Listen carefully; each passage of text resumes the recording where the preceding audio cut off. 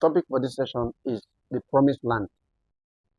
The promised land constitutes the purpose of human life on earth.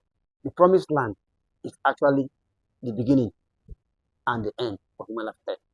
Where human life on earth begins is the promised land, and where human life on earth ends, is the promised land. So the promised land is that point of integration, that point of harmonization, that point of unification in human life on earth.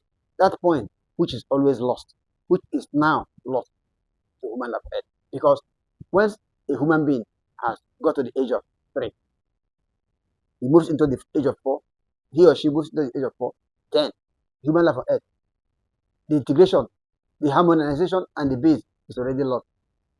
Because that is the issue. That is the only issue in human life on earth. Harmonization and harmony, integration and unification. That is the promised land, the great land. Because once we have deserted Eden, once human life on earth or a human is expelled from Eden, he is already lost. He's already in trouble. He's already in darkness and blindness. He's already in hell and suffering, in affliction. That's where he is. And at that point, he's yearning for the promised land.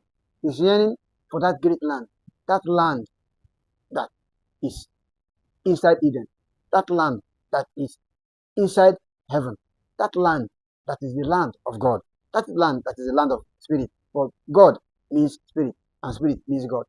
That's just what it is. So he's yearning for that great land, that land flowing with milk and honey, that land where rod and staff are together, where rod and staff serve the same purpose, where there is comfort, there is composure, there is poise, there is tranquility, there is serenity, there is peace, even peace profound.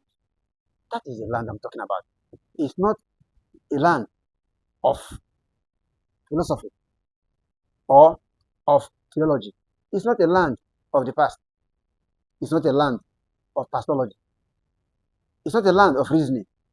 It's not a land of rationality. It's not a land of common sense reasoning. It's not a land of no sense rationality that brings about science, that brings about religion. It is a land, that land that brings about all the goodness, everything beautiful. It's a great land that is flowing with beautiful things. That is the promised land. That is that land where you go into after suffering, after the suffering, that is mature human life, that is philosophy and theology. After that land, that is left and right, you go into that land, that is the composure, that is the beauty, the harmonization, the integration, the unification of human life on earth. Once again, that land which we rescue human from death, from what they call death, from trouble, suffering, the promised land. The promised land is great because human beings as they are today don't know where they came from, don't know where they will return to. That is, they are in a state of paradox, in a state of contradiction, in a state of confusion, in a state of warfare. What Professor Claude Aki referred to as the war of all against all. That is warfare that affects every human at various levels. Because it's not just the physical level, there is the mental level, there is the psychological level, there are all the other levels of the human mind. Mind, body, and body, mind. That's what I'm talking about. So the promised land is the rescue place. Is that place where you go back to, where there's no longer warfare, where there's no longer killing, where people don't invent ammunition to destroy humanity, to destroy a human being, to destroy babies, destroy women, destroy neighbors, destroy everybody.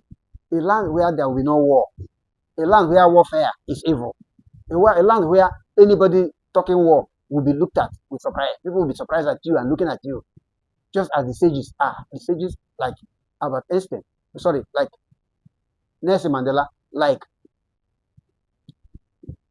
the great sage Mahatma Gandhi. This is a land which is just beautiful, where you don't have desires, all sorts of desires. Mahatma Gandhi did not desire to rule India after getting India independent. He refused. he was asked to rule. He refused. Mandela, Nelson Mandela, was asked to come and rule South Africa. He didn't start contesting. He was asked to come and rule, and he only opted for one term because it was necessary for him to get into the government and to set, the standard. He did that for only 4 years, and he said it from the beginning. When he was being pressurized to rule for another term, he refused. He said, "No, I'm not going to rule." A land, the promised land, is that land where only the great can go into. But that land can be accomplished on earth. It is the present thing, the thing we are going into now. That is the great land that Africa ruled. That is the great land that is a super civilization. That is what you accomplish in a super civilization before man falls into the civilization aspect of human life on earth. Man came from the super civilization section, the super civilization aspect. The super civilization aspect is just 0 to 3 years of age, the beginning, and 3 back to the 0 year, the end. So end and beginning, or beginning and end, is what I'm talking about. Is what I'm talking about is the area that man has lost. Because when man has lost or is driven out of that base, that beginning aspect, he begins to, yearn and move around and search and order. He does not know peace. He does not know harmony. He does not know unification. He does not know integration because he has already lost. It's already 4 years, 5, 10, 20, 30, and above. He has lost the base. But the one who is harmonized, the man who is great, will always return to 3, back to the 0 year. So as he's on earth, he knows where he's going from, where he's going to, rather. He knows where he came from. He knows where he's returning to. But most human beings on earth don't know where they are coming from. They don't know where they're going to. That is the promised land. That is the land where we make an honor. Thank you very much for listening.